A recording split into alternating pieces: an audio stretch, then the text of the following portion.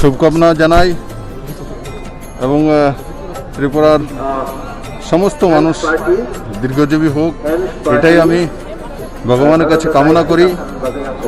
আর প্রত্যেক বছরে আমি এখানে মঙ্গল কামনা করে ডুবকি লাগানোর জন্য আসি। এটা আমাদের ত্রিপুরার পবিত্র স্থান। আর এখানে বিশেষ করে পিণ্ডদান সহকারে আমাদের পূর্বজনের যে আত্মার শান্তির জন্য যেই আমাদের সংস্কৃতির ব্যবস্থা, তার কেন্দ্র। আর এই তীর্থস্থান থেকে আমি সমস্ত ত্রিপুরাবাসীকে সংক্রান্তির, তার সঙ্গে সঙ্গে লরি, বিহু, বিশু, সবগুলি উৎসবের জন্য অনেক অনেক শুভেচ্ছা জানাই। সবাই ভালো থাকুন, সুস্থ থাকুন।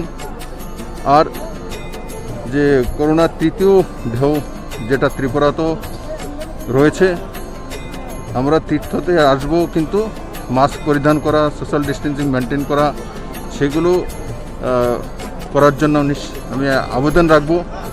আমাদের সংস্কৃতি, কালচার, সেগুলো আমরা নিশ্চিত মানব, কিন্তু তার সঙ্গে সঙ্গে নিজের জীবনকেও সংযত রাখবো।